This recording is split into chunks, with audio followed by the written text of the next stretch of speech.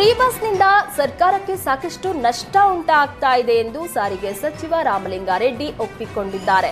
ಪರಿಷತ್ನಲ್ಲಿ ಸದಸ್ಯರೊಬ್ಬರ ಪ್ರಶ್ನೆಗೆ ಉತ್ತರಿಸುವ ವೇಳೆ ಶಕ್ತಿ ಯೋಜನೆಯಿಂದ ನಷ್ಟ ಉಂಟಾಗಿರುವ ಬಗ್ಗೆ ರಾಮಲಿಂಗಾರೆಡ್ಡಿ ಮಾಹಿತಿ ನೀಡಿದ್ದಾರೆ. ಶಕ್ತಿ ಯೋಜನೆ ಜಾರಿ ಬಳಿಕ ಕೆಎಸ್ಆರ್ಟಿಸಿಗೆ 1500 ಕೋಟಿ ರೂಪಾಯಿ ನಷ್ಟವಾಗಿದ್ದು, ಬಿಎಂಟಿಸಿಗೆ 1544 ಕೋಟಿ ರೂಪಾಯಿ ನಷ್ಟ ಆಗಿದೆ. ಕಲ್ಯಾಣ ಕರ್ನಾಟಕ ಸಾರಿಗೆಗೆ 777 ಕೋಟಿ ನಷ್ಟವಾಗಿದ್ರೆ, ವಾಯುವ್ಯ ಕರ್ನಾಟಕ ಸಾರಿಗೆಗೆ 1386 ಕೋಟಿ ನಷ್ಟ ಆಗಿದೆ ಅಂತ ರಾಮಲಿಂಗಾರೆಡ್ಡಿ ಹೇಳಿದ್ರು. ಶಕ್ತಿ ಯೋಜನೆಗೆ ಒಟ್ಟು 9978 ಕೋಟಿ ಖರ್ಚಾಗಿದ್ದು, ಯೋಜನೆಯ ಪೂರ್ತಿ ಹಣವನ್ನ ಸರ್ಕಾರದಿಂದ ಪಡೆಯಬೇಕಾಗಿದೆ ಅಂತ ರಾಮಲಿಂಗಾರೆಡ್ಡಿ ಹೇಳಿದ್ರು.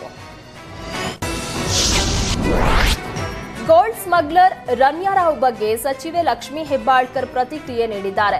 ಬೆಂಗಳೂರಿನಲ್ಲಿ ಮಾತನಾಡಿದ ಲಕ್ಷ್ಮೀ ಹೆಬ್ಬಾಳ್ಕರ್, ರನ್ಯಾ ಕೇಸ್ ಸಂಬಂಧ ತನಿಖೆ ನಡೀತಾ ಇದೆ. ತನಿಖೆ ಬಳಿಕ ಎಷ್ಟೇ ಪ್ರಭಾವಿಯಾದರೂ ಸತ್ಯ ಮುಚ್ಚಿಡಲಿಕ್ಕೆ ಸಾಧ್ಯವಿಲ್ಲ ಅಂತ ಹೇಳಿದ್ರು.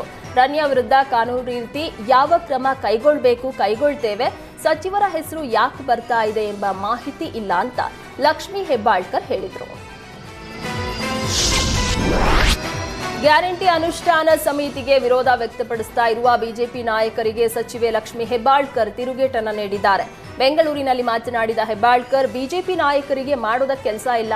ಮೊದಲು ಗ್ಯಾರಂಟಿ ತುಂಬಾ ದಿನ ನಡೆಯೋದಿಲ್ಲ ಅಂತ ಹೇಳಿದ್ರು. ಈಗ ಗ್ಯಾರಂಟಿ ಸಮಿತಿ ಬಗ್ಗೆ ಮಾತನಾಡ್ತಾ ಇದ್ದಾರೆ ಅಂತ ಟಾಂಗ್ ಕೊಟ್ರು. ಗ್ಯಾರಂಟಿ ಸಮಿತಿ ಮಾಡಿ 1.5 ವರ್ಷ ಆಗಿದೆ. ಬಿಜೆಪಿ ನಾಯಕರು ಇಷ್ಟು ದಿನ ಕಣ್ಮುಚ್ಚಿ ಕೂತಿದ್ರ?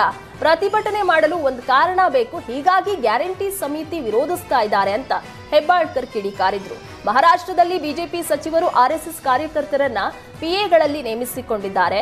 ಕೆಎಎಸ್ ಅಧಿಕಾರಿಗಳು ತೆಗೆದುಕೊಳ್ಳುವಷ್ಟು ಸಂಬಳವನ್ನ ಆರ್ಎಸ್ಎಸ್ ಕಾರ್ಯಕರ್ತರು ತೆಗೆದುಕೊಳ್ತಾ ಇದ್ದಾರೆ. ಇದು ತಪ್ಪಲ್ವಾ ಅಂತ ಸಚಿವೆ ಲಕ್ಷ್ಮೀ ಹೆಬ್ಬಾಳ್ಕರ್ ಪ್ರಶ್ನಿಸಿದ್ರು. ಅಕ್ರಮ ಗಾಂಜಾ ಸಾಗಿಸ್ತಾ ಇದ್ದ ಪೆಡ್ಲರ್ನ ಬಂಧಿಸಿದ ಘಟನೆ ಬೀದರ್ ಜಿಲ್ಲೆ ಭಾಲ್ಕಿ ಪಟ್ಟಣದ ರೈಲ್ವೆ ನಿಲ್ದಾಣದ ಬಳಿ ನಡೆದಿದೆ. ಹೈದರಾಬಾದ್ ಮೂಲದ ಪವನ್ ಬಂಧಿತ ಆರೋಪಿಯಾಗಿದ್ದು, ಪವನ್ ಬಳಿ ಇದ್ದ ಬರೋಬ್ಬರಿ 14 ಲಕ್ಷ ರೂಪಾಯಿ ಮೌಲ್ಯದ ಗಾಂಜಾ ವಶಪಡಿಸಿಕೊಳ್ಳಲಾಗಿದೆ. ಮಹಾರಾಷ್ಟ್ರದಿಂದ ತೆಲಂಗಾಣಕ್ಕೆ ಪವನ್ ಗಾಂಜಾ ಸಪ್ಲೈ ಮಾಡ್ತಾ ಇದ್ದ. ಈ ಬಗ್ಗೆ ಖಚಿತ ಮಾಹಿತಿ ಪಡೆದ ಪೊಲೀಸರು ಬಾಲ್ಕಿ ರೈಲ್ವೆ ನಿಲ್ದಾಣದ ಬಳಿ ಪವನ್ ಅನ್ನ ಬಂಧಿಸಿದ್ದಾರೆ. ಘಟನೆ ಸಂಬಂಧ ಬಾಲ್ಕಿ ನಗರ ಪೊಲೀಸ್ ಠಾಣೆಯಲ್ಲಿ ಪ್ರಕರಣ ದಾಖಲಾಗಿದೆ.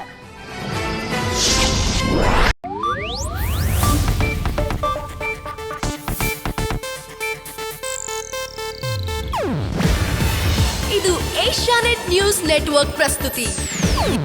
ನೀವು ನೋಡ್ತಿದ್ದೀರಾ ಏಷ್ಯಾನೆಟ್ ಸುವರ್ಣ ನ್ಯೂಸ್.